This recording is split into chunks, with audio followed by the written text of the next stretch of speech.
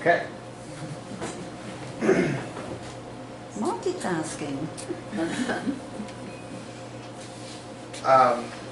A lot of you know, probably most of you know, that my dad passed away a couple of months ago. And so, you know, death and dying and all that kind of thing has been on my mind a lot lately. It's not the first time. First time this happened was several years ago when there were some people that I knew, you know, wasn't real close to as an adult, but I knew growing up and was close to growing up, that had passed away. And you know, when somebody your age dies, it hits home a lot more than your grandma dying or something like that.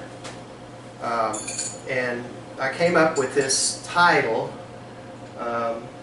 for what we were going to do. Where do we go? What do we leave behind? And then later I told Roger he was missing somebody for next week, so we'll split it up. And this week we're going to tackle the tough one, which is where do you go? It's actually the one you can't answer. And I know Terry did a thing on this not too long ago. Susan reminded me that we had played that song, but I really like that song because it really is a mystery. And I came up with something that, and I came back and thought, well, that's, you know, that's impersonal, that's all interesting. So what I decided to do today was to maybe bring out and talk about the personal part first, and then we'll see how that goes. We'll go into the other part of what I was talking about, where I'm going to talk a little bit about the different religious traditions and how they view death. But let me start with something that I wrote some years back. This thing where first of all, my cousin David, who was like 6 months older than me, was diagnosed with brain cancer. That was about 10 years ago. And then after he died, he lived about a year after he died. Soon after that, somebody I was pretty close to in high school was diagnosed with pancreatic cancer. So I went through a period there where you know, it kind of hit close to home. And again, when somebody's the same age as you, it kind of makes you really think about it. And so I, you know, reflected on it. I listened to some things, read some things. And I wrote some things down, and one of the things I did is, you know, on more than one occasion when somebody was faced with the loss of a loved one, or, you know, their own perhaps possible death or illness, I would share some of these thoughts with them. And this is just something that I wrote. This is actually specifically related to something I sent to my cousins when their mother passed away. So I'll just read this, and it still holds true for me, kind of how I feel about death. Death is the most difficult challenge we face as humans. It generates intense fear because it seems so uncertain and final. Our fear manifests as negative emotions of sadness and grief, making the death of a loved one very difficult for everyone involved. At the same time, I believe that deep inside we know that there is nothing to fear, and that the finality and uncertainty of death are just an illusion. This knowing is expressed in all spiritual practices, from the heaven and hell of Christianity and Islam to the continual cycle of reincarnation in Hinduism and Buddhism. I believe that ideas about afterlife spring from the same universal truth. Death is not the end. It is only a passage or transition from the world of form we know as humans to a formless existence that we can only speculate about. The only other human experience that compares to death is birth. Like death, it is physically traumatic and painful. And like death, it is a process of transition from one existence to another. Birth takes us from formless to form, and death takes us from form to formless. Even though there is no way to know what is beyond the world of form, it is very comforting to speculate. This is why all the major spiritual practices have expressed specific ideas about this as part of their doctrine. To To me, the most awesome, profound, and realistic glimpse of the transition from form to formless is the near-death experience.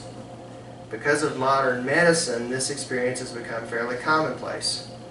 What's most amazing about it is that that is very real to the people who experience it, and that the experiences are very similar from one person to another. And for some time I've read about NDEs or near-death experiences, and I have been amazed and fascinated by them. More recently, and this again is some time back, but was writing about it as being recent, I had a first-hand account of a near-death experience that made the whole concept take on a new level of meaning for me. This experience, or just listening to this experience, touched me deeply, and I'm sharing it with you in hopes that it resonates with you. I believe that everything happens for a reason, and that I was exposed to this count as a culmination of the thoughts I had been experiencing about death and dying. The timing was undeniably profound, as it happened just a few days after I had sent a book and a letter to a high school friend of mine who was dying from cancer. The book I sent to her is Life After Death by Deepak Chopra, and the discussion of near-death experience is a big part of the book. So I had gone, Susan had asked me to go over to the neighbors and, borrow a cup of sugar or whatever. Actually, I think it was an egg. And I was kind of grumping about it. I didn't really want to do it. I was busy at the time, and just one of those things you have to do. The neighbors are an older couple who don't get much company. They are always eager to talk and hard to excuse yourself from once you get started. So I was thinking, I'll never get anything done if I go over there tonight and do this. But I finally reluctantly walked over and knocked on the door. They're real simple people, very sweet, very kind. As soon as we'd finished greeting and started small talk, the husband, and you'd have to see him, you guys remember the Darlings on the Andy Griffith Show? He looks kind of like Mr. Darling. He asked me if I had ever heard of anyone having an out-of-body experience, which is the last thing I expected to hear from It turns out he had recently had a near-death experience, and he related it to me in great detail. I was listening to him. As I was listening to him, I could clearly see in my mind what was happening to him. I felt chills and welled up with tears. It touched me so much. I've been reading about him for some time, but this is the first time I'd really come close, really felt involved in it and could really palpably kind of feel it. The story he told me was something like this. Recently they'd been out of town visiting her mother, his wife's mother, who was terminally ill with colon cancer. The husband, his back went out while they were there, and he was in really bad pain, so they took him to a walk-in clinic for treatment. And the doctor determined that he needed medication to relax so they could kind of put his back into place. And they gave him some medicine, and he said he passed out. And the next thing he knew, he felt warm and comfortable, saw light above me, felt myself being drawn towards it.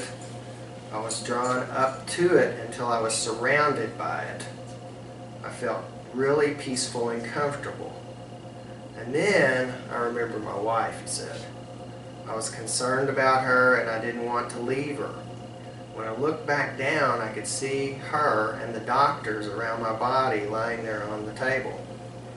I watched for a long time while the doctors worked on me, and I remember going back into my body and feeling really cold. I saw the doctors standing over me, and I could tell they were really worried. He told me told him he'd had a reaction to the medicine and nearly died. Afterwards, he told his mother-in-law what happened, the one with the terminal cancer, describing what he had seen and felt, and she was very interested in the story. Later, when the mother-in-law was close to death and not responding to anyone, the wife was with her, his wife was with her. She said the last thing her mother did was to open her eyes and look up as if she saw something. Then she closed her eyes and died soon after that. She was convinced that her mother saw the same light that her husband had described. So, there's a great mystery to this.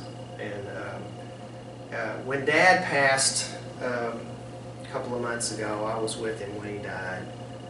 And I mean, there wasn't anything otherworldly that occurred at that time. Obviously, a lot of grief when someone that's close to you passes like that. But during that week, there were a couple of things that I found significant that occurred, say, I guess, to me, experiences. One of them, a lot of what happens with me is there'll be, well, of course, dreams. We all have dreams, and a lot of times dreams carry meaning. Usually I know when a dream, I have a lot of weird dreams, but I know when something is significant. And then the other thing, which is maybe a little weirder, is that I have appearance of animals that are strange and have meaning. And some of you know I work with animals. I have a basement full of animals, so I guess there's no coincidence about that. But with Dad, the day I found out that how bad he was, and I guess really kind of made the decision to let him, not to treat him, just to let him go. I had a dream that night. And the dream, I was spending time with one of my children and had this just wonderful feeling about, being in the moment and actually sharing this time with my kids. And the first thing that occurred to me was that, it's kind of like it was in the past, the kids were little, that you only get that kind of thing one chance, what you haven't, if you haven't done that, what you haven't done, now they're grown, that's over. You can't go back. So there was that feeling. But what's really weird about this is that when I kind of saw the kid was me. Oh. So I was feeling this joy that you get from, that your children bring to you, like my dad would have with me. So I thought that was a little unusual. And I'll bring that back up, I think, next week when we talk about, well, what do you leave behind? The other thing was an animal. The day after he died, we'd been to the funeral home. I took a bike ride, and I don't know that I intentionally went that way, but I went the direction where Dad has put his tombstone. He was cremated, but we have a lot of relatives at this particular cemetery, especially going back several generations, and he's decided he wanted a tombstone there. So he put his tombstone there, and I headed up towards that area of the cemetery, and this huge, what do you call y'all's dogs? Great Pyrenees. Great Pyrenees starts bounding towards me. At first I think, well, he's gonna attack me or something. You could tell he was friendly. And he came up and he was just as happy to see me as could be. I mean, that's kind of weird. And I'm not completely sure what to make of it, but I mean, there's some symbolism there. He was white, which, is old age. He was in bad shape. I think he'd maybe been abandoned. He had a collar, but he was real skinny. And then the other thing I thought was significant, I mean, I'd kind of been beating myself up a little bit about how I'd handled Dad's passing, and maybe I hadn't done everything I could, and all that kind of stuff, how you do. But here's this dog. He's in bad shape, and I'd love to do something to help him, but I'm like 7 or 8 miles into a 15-mile bike ride, there's nothing I can do to help him, you know. All I can do is maybe try to escape him and not let him chase me.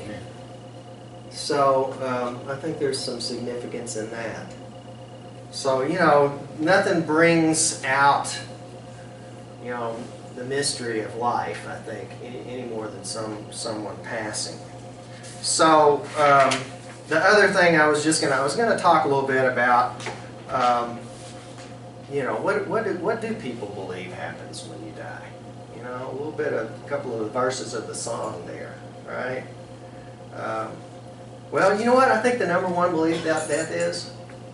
It's not going to happen to me. Believe it or not. That's right. And I mean, you know, it sounds funny and all that, but you know, on some level we know everybody dies, so you know you're going to die. But do you really think that you're actually going to die? Do we really go there?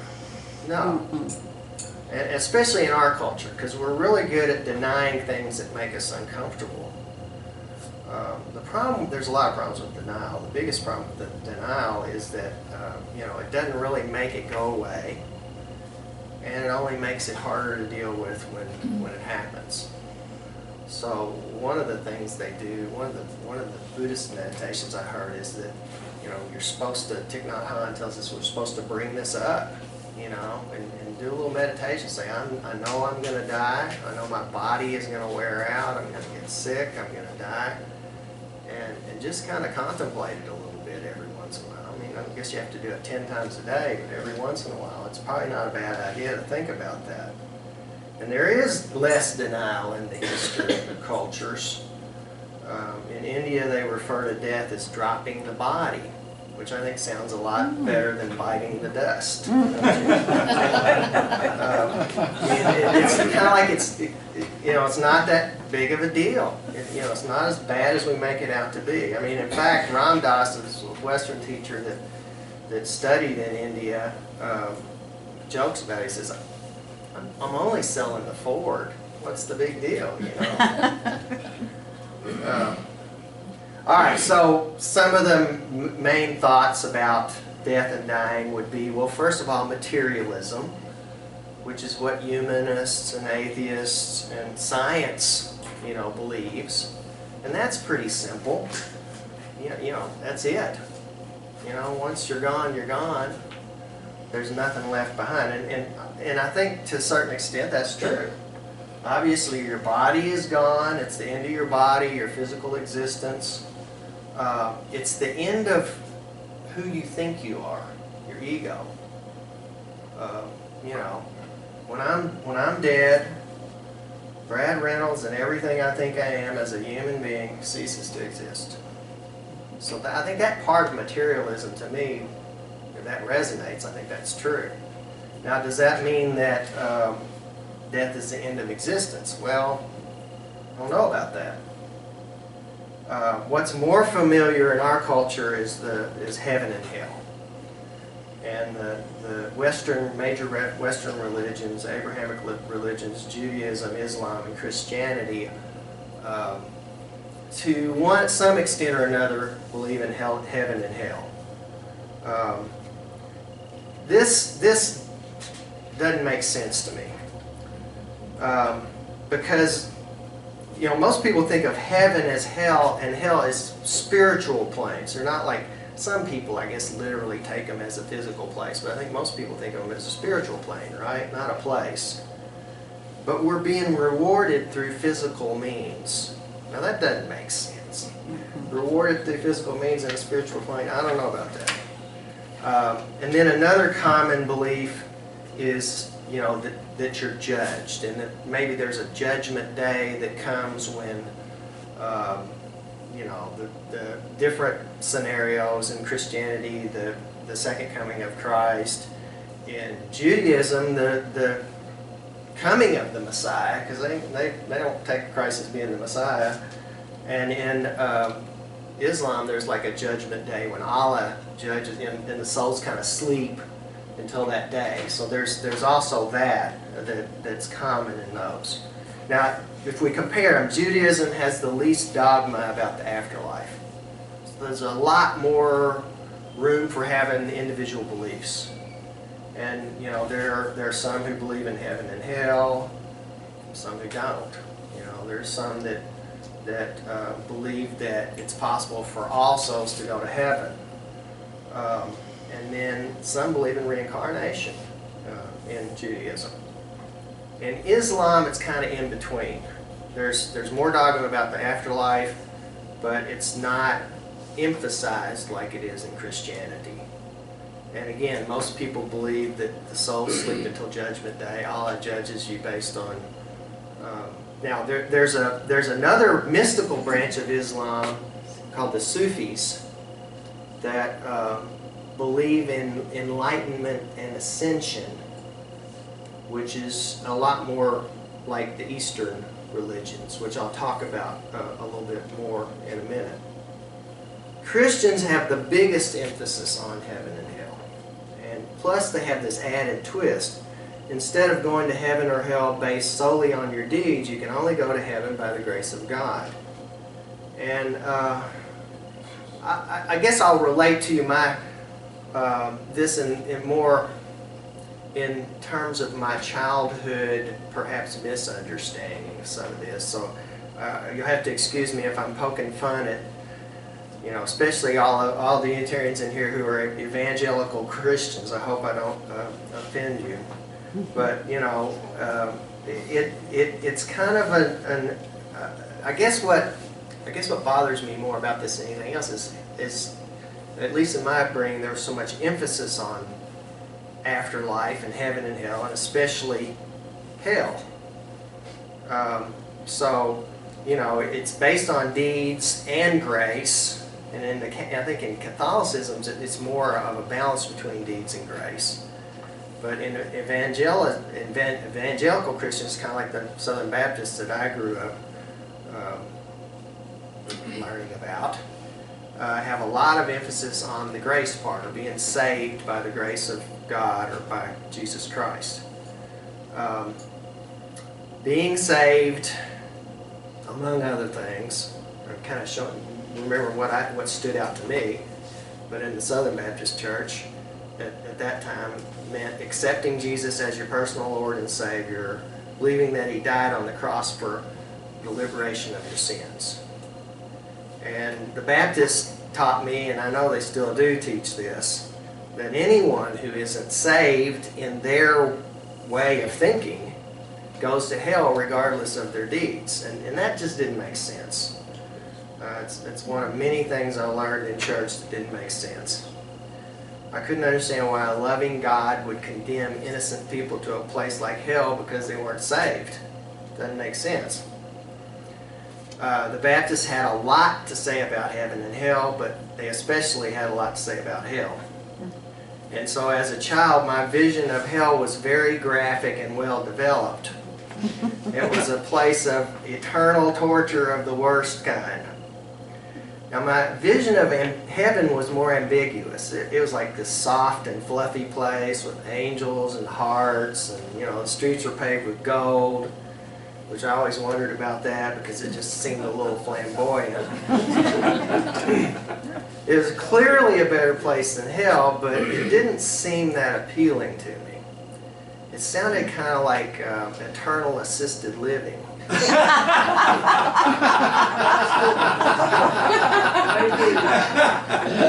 How do you entertain yourself, you know, under those circumstances for the rest of eternity? I mean, Baptist heaven is dry. There's no drinking allowed.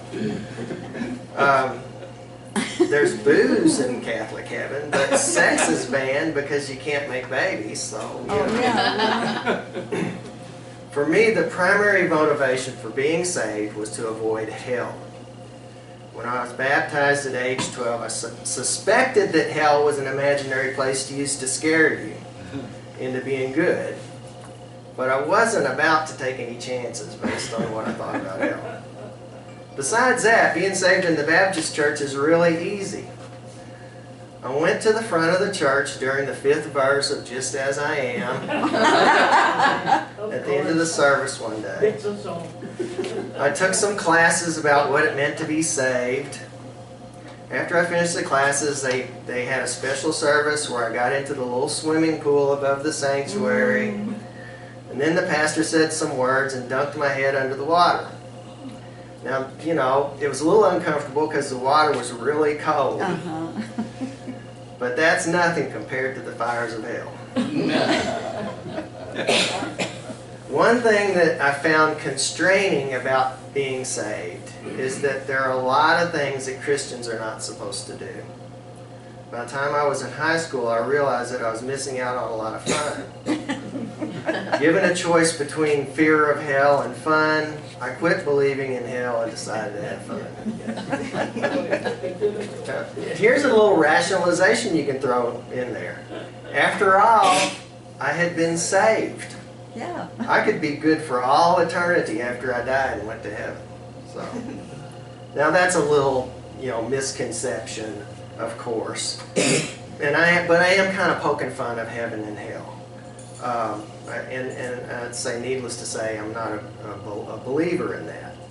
But, that said, in our culture, the majority of Americans do believe in heaven and hell. I found two polls that kind of contradict each other a little bit. In a 2004 Gallup poll, 81% of Americans said they believe in heaven, 70% said they believe in hell. Which, that makes sense that you don't want to believe in hell, but you do want to believe in heaven. And that was actually up from an earlier poll in 1996. Now this maybe, to me, seems a little bit more accurate. The 2013 Harris poll said that 68% believe in heaven and 58% believe in hell, and that was actually down from previous polls. And that poll also said that 42% believe in ghosts and 24% believe in reincarnation. So that's kind of interesting. Now, what I'm more drawn to are the Eastern religions. There's a lot, there's a lot in common between Islam and Islam and Judaism and Christianity on this subject, and there's even more in common between Hinduism and Buddhism in a lot of ways. Buddhism comes from Hinduism. I guess you could say that about Islam and Christianity from Judaism, but the primary belief in an afterlife is in reincarnation. You come back to earth in some form based on your good deeds and bad deeds. Actually, more specifically, it's based on the actions resulting from your good deeds and bad deeds, or your karma. And, you don't necessarily have to reincarnate as a human. It's not a given.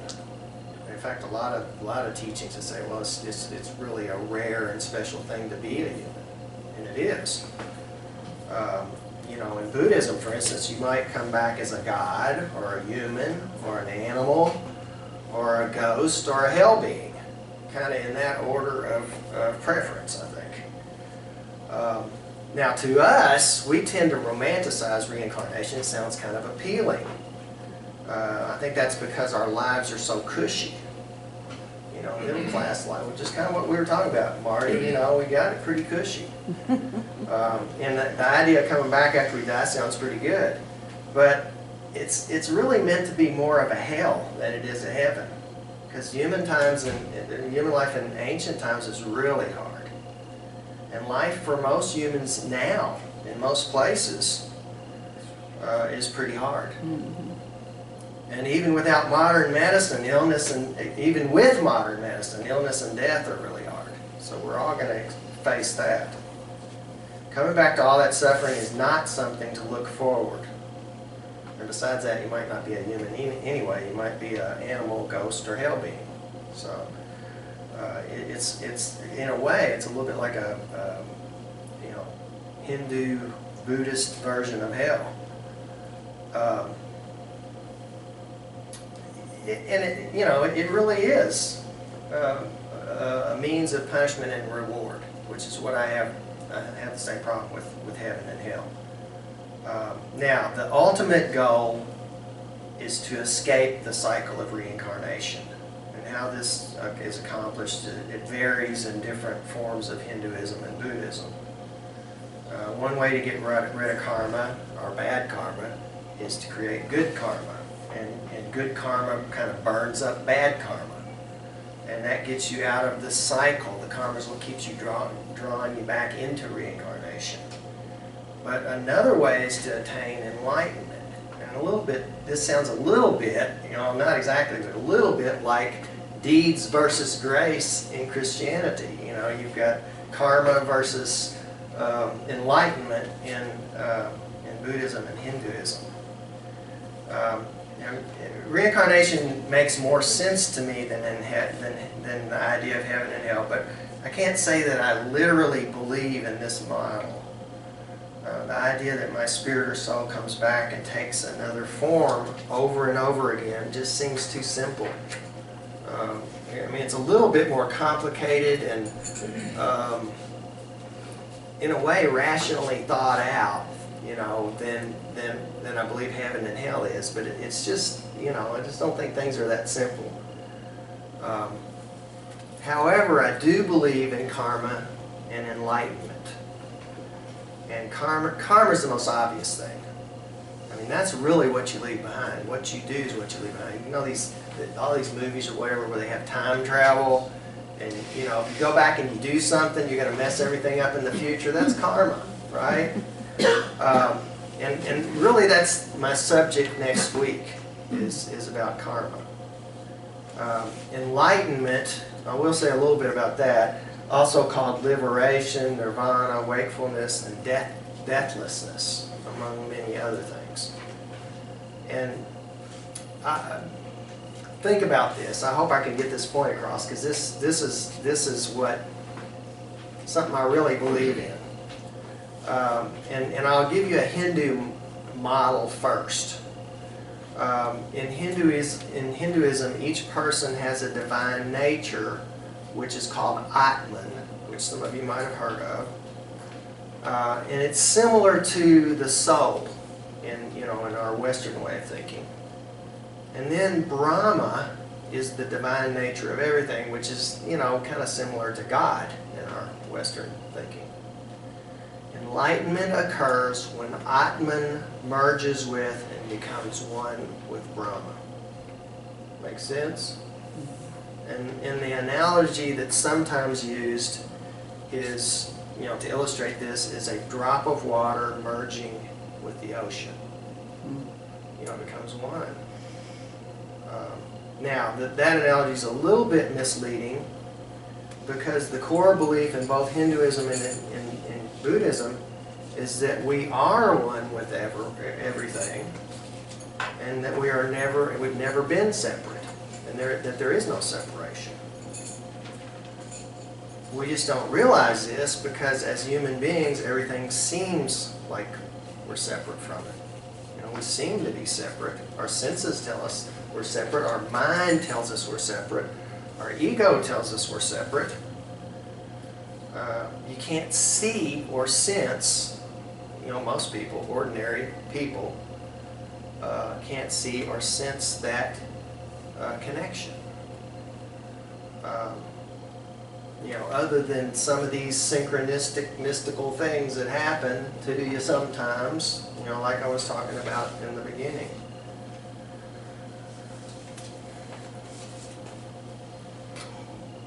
This sense of separateness is an illusion, but it seems very real to us, obviously. Enlightenment is seeing through the illusion and merging with the divine and actually experiencing our own true nature of connection to everything else. Now, you can get glimpses of this experience if you pay attention. I think we've all done that, and all these kind of otherworldly, unexplainable, synchronistic things that happen to us that we experience are related to that. With practice, that's the kind of the goal, particularly of Buddhist practice, is to actually experience that while you're alive. Well, my question is this. Is this what happens when we die? kind of like that analogy of the drop of water. Do we go back to and merge with the source of everything and become part of that source? Of course, our individuality, our personality, our ego, our body, they're gone. I think you kind of got to give up on that. I go with the materialistic view on that one. And this idea of hanging on to your personality and your body in heaven or hell doesn't make sense to me. But maybe there is a merging like that. I don't know. Sounds good to me. I guess I won't really know until I die. Anything anybody wants to share or add to? I like listening to all the experiences, so if anybody's got anything good on that. Go ahead, Terry. If anybody's interested in reading more about the near-death experiences, I've pretty thoroughly browsed a book recently, the name of which I can't remember, and the author's name I can't remember either. You're a librarian. Yeah. However, it is recently published within the last year or so. I did hear the author on NPR. Is it the neurosurgeon? Yes, there's a neurosurgeon who had, hello? Can you see me? Okay. There's a neurosurgeon who had a, some kind of, I think, E. coli-based bacterial meningitis, and he was in a coma for a week or so. Did you read it? Proof Proof of Heaven. Yeah. And so he goes through, his history as a physician and his history with this illness and recovery. And then in the back of the book, he goes through a relatively extensive list of reasons that he as a neurosurgeon initially thought or had to discard as being reasons for, and they're, pretty intricately scientific. Yeah. Here, let's ditch that thing. Let's turn this off. But anyway, it was a fascinating book. I didn't read it from cover to cover, but I browsed it pretty thoroughly, and it's an interesting perspective. So, Proof of Heaven by Dr. Someone who's a neurosurgeon. Similar to that, the book that I was talking about by Deepak Chopra talks a lot about near-death experience and how in Hindu faith they have used meditation to try to determine what happens after death, and there are similarities between that and near-death experience. And then if you look at a similar thing in Tibetan Buddhism, the Book of the Dead, they talk about using meditation to kind of see what happens when you die, and that's kind of, there's similarities there between that and near-death experience. So. The other comment, a brief comment I have is that I've got a postcard framed and it hangs in our house, and it's from the turn of the century, around 1905, something like that. And it's not exactly referring to heaven and hell, but it's related in the fact that people get so concerned about their way being right in order to get to heaven. And it's a postcard, it's red and it has white printing on it, and like I said, it's postmarked 1905, 1910, something like that, and it says, so many gods, so many creeds, so many ways that wind and wind, when all this sad world needs, kindness is all this sad world needs. And it's, I thought that was pretty regressive for a turn of the century thing. And instead of, worrying about the afterlife, we could, because personally I'm agnostic. I don't know what's there, what's not. There's no proof one way or the other. So I tend to be sort of, like an atheist in that I feel like we can be good without God. And let's not put so much energy into what may or may not happen afterwards, but let's just focus on on the now and put some good karma out there and let that mystery be.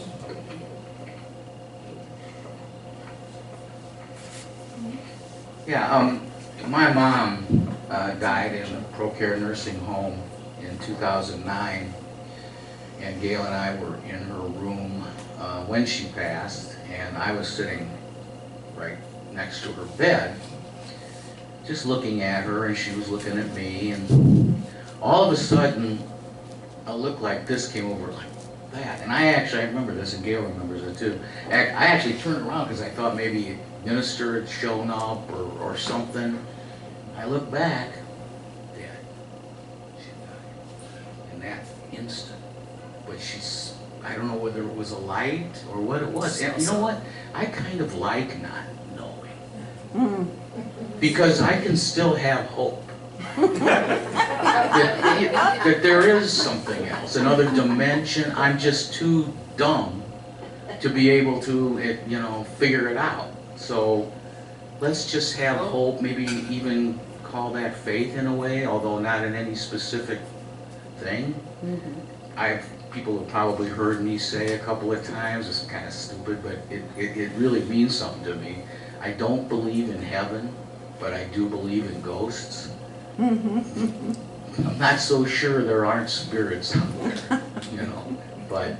On the other hand, what's so bad about ceasing to exist either? So, That's true. Well, because we all have egos. We want to, Ego's gonna be gone. I don't want to be, reincarnated as a frog necessarily, but, I wouldn't mind being some other kind of human Well, again. you could be a frog. You could be a frog. I could be a frog. Frog in my collection.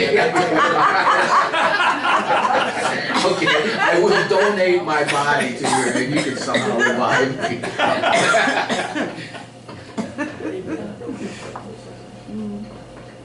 Oh, by the way, reincarnation does not include coming to animals and other things. There's another word, and I can't recall it. Right, transmigration. So we should not really mix those two up, in my opinion. Back to the point you were making about your dream, I believe it was, and the dog at the cemetery.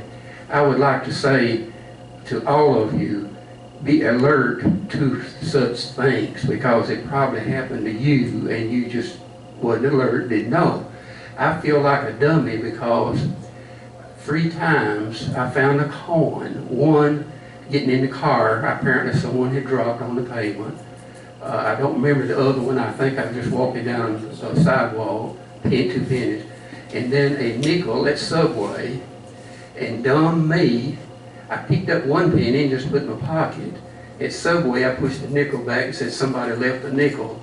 And within 2 or 3 days, I was reading that that is a sign that if you find a coin, you check its date, and especially if it has the birth date of the person that you have in mind. If it has a birth date or death date, it's something significant that they're getting your attention. And that made me feel so dumb. I had 3 that I'm sure Edna had done. And since I've been watching, I haven't seen any more. But now I don't think it has to be anybody recent, by the way. I'm saying to all of you, if you were to tune your mind to be alert to such things, I think you might be surprised how synchronicity would kick in for you. It's kind of hard to do. Our lives are so busy and we're so preoccupied, but you are absolutely right. I have one more. Can I just say one more? Sorry. Absolutely. I have one more little story. We had this beautiful horse, saddlebred horse, high-end horse, gelding, and it foundered, and then it got stomach problems, and eventually we had to put it down.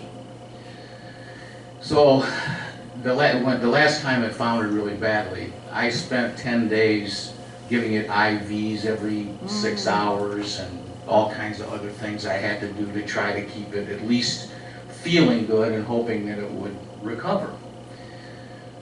The day that early in the day that the vet came out and said, really there's nothing else we can do with this horse except put it down. It's in too much pain. We need to do that. That morning I was giving him the last IV in the barn, and I was standing right next to him, and I had my hand up on the side of the stall, one of the doors. And these horses, if you get, they have this kind eye.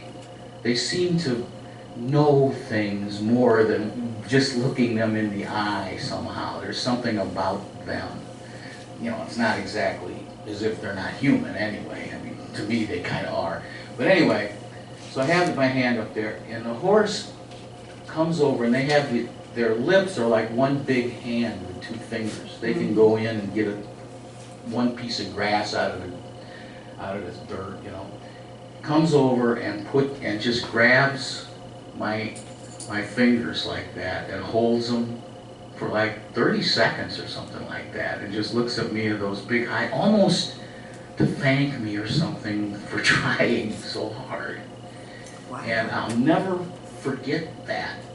And you know, I'm not sure we know that much about what animals can or can't think or do or anything else like that. I'm not sure we know a lot about that. Wow.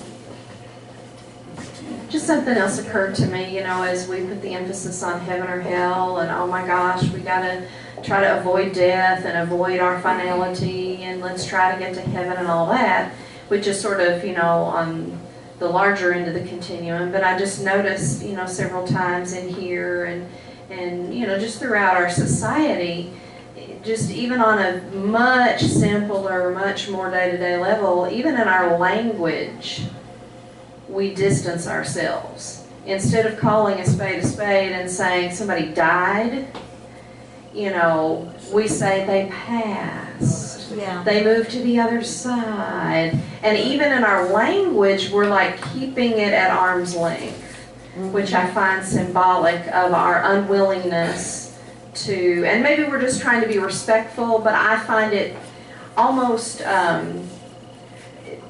selfish, or on a psychological perspective, we're just keeping that, it's part of denial, I think. Because when my parents died, I made a point to always say that they died. I was with my mother when she died. I missed my father's death because I wanted to claim that, own it for what it is, because it's the truth. People don't pass, they die. And then on a funnier note, it reminds me of the bird skit from Monty Python. Oh yeah, where they... He's an ex-parent. He's, you know, he is no more. You know, how many euphemisms can you come up with? So I think our language serves to keep it at arm's length too, which to me is not healthy and doesn't help us accept our reality. Absolutely. You know, bite the dust. Bite the dust. You know, all that kind of stuff. So that's my 2 cents. I'll talk next week.